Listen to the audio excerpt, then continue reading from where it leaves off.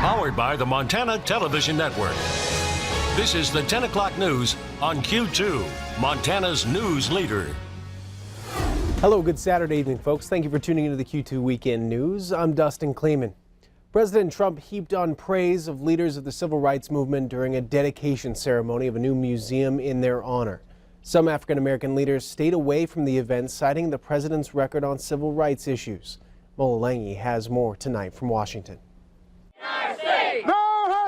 Dozens of demonstrators protested a visit by President Trump to the new Museum of Mississippi History and the Mississippi Civil Rights Museum in Jackson. This is a civil rights museum, and he does not represent civil rights. He represents racism. Mr. Trump received a private tour of the exhibits that recorded the oppression and struggles of blacks more than half a century ago. He honored the legacy of civil rights martyr Medgar Evers and others who sacrificed their lives to bridge the racial divide in America. That is what Medgar Evers was. He was a great American hero. The president asked the nation to take inspiration from the foot soldiers of the civil rights era.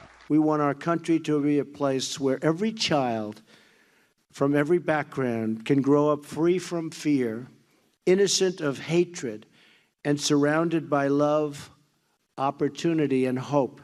Some prominent leaders and lawmakers in the African-American community boycotted today's event in protest of the president's attendance. In a statement, civil rights icons Congressman John Lewis and Mississippi Congressman Bernie Thompson said President Trump's attendance and his hurtful policies are an insult to the people portrayed in this civil rights museum. It is his pompous disregard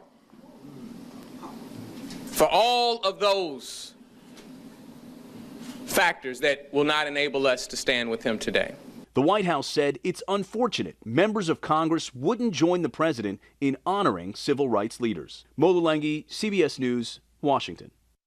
Mr. Trump did not attend the ribbon-cutting ceremony and flew back to his home in Florida. Meanwhile, Interior Secretary Ryan Zinke responded Saturday to reports about his helicopter use, calling them, quote, a wild departure from reality in a statement on Twitter.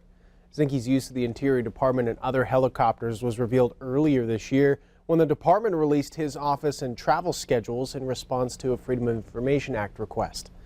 Documents show that the helicopter trips to and from the events within a few hours of his Washington office cost taxpayers more than $14,000.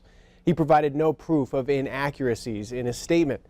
Travel records show Zinke used government and state-owned helicopters on other occasions, such as touring national monuments, during his review of federally owned land. You can read more on this story at KDBQ.com. Also tonight, several wildfires in Southern California are getting under control thanks to calmer winds and thousands of firefighters on the front lines. At least 4 of the fires are more than half contained. Danielle Nottingham has the very latest from Ventura. Fire crews are still working around the clock, taking advantage of calmer than expected winds to expand containment lines in a half-dozen wildfires spanning several counties. In San Diego County, this mobile home park is now lined with rubble-filled lots. You know, whenever they let people back in, I don't know. I think I'd rather not see their reaction to what's happened to their places. Just a few hundred miles north in Ventura County, the Los Padres National Forest is still burning. Tens of thousands of people are still under an evacuation order. Some residents were allowed to return to hard-hit communities like this to check on their property. It just looks like a war zone, and it's just so sad for the neighborhood. You're 6. Thank you ever so much. Volunteers giving out masks in nearby Ojai was a welcome sight. Ojai people look out for other Ojai people, and it's just nice to have. Heavy smoke blankets the area. California Governor Jerry Brown got his first look at the largest of the wildfires. This is the new normal. He warned that climate change could bring more severe wildfires.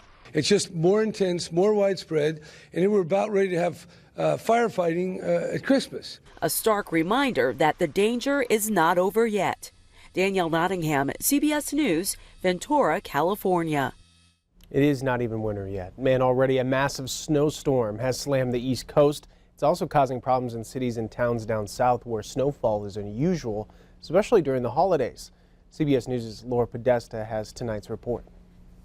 Neighborhoods in Cherokee County, Georgia are snowed in. A reported 10 inches fell in the area just north of Atlanta. Hartsfield-Jackson Airport reported 375 flight cancellations, leaving travelers sleeping on the airport floor. We have a winter wonderland here in Asheville, North Carolina. Pretty but dangerous. Thousands are without power in North Carolina. Crews work to clear ice and tree branches off power lines in order to get the lights and heat back on. In New York City, the snow started coming down early this morning. It's slick on the sidewalks and the roads. I definitely had to do some shopping for this. I went and bought some winter boots and a coat. In Philadelphia, fans and football players at the Army-Navy game did not seem bothered by the snow.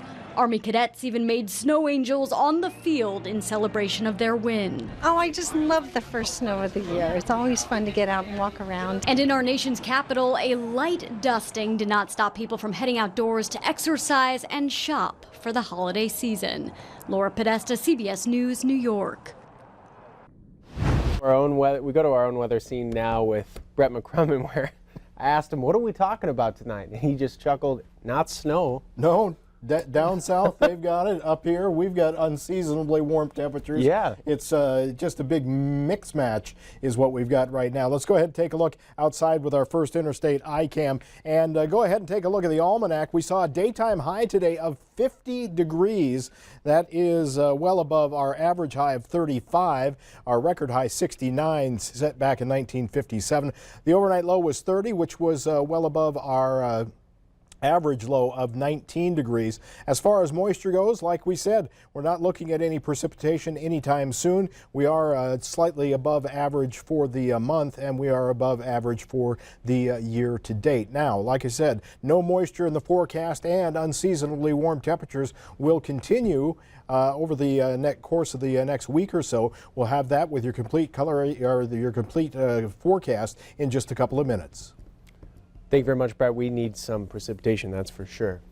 The weekend before kids pick up Christmas presents from Toys for Tots, the U.S. Marines made one last push today for toys. Then you guys will take the toys to the central location and start distributing. Willie Tyler of KWMY broadcasting live from Rimrock GMC Cadillac today, where it was for the final campaign push. St. Vincent de Paul will distribute the toys at Metro Park on Tuesday to many deserving families. Many of those bringing in the toys this past winter, it's been the children.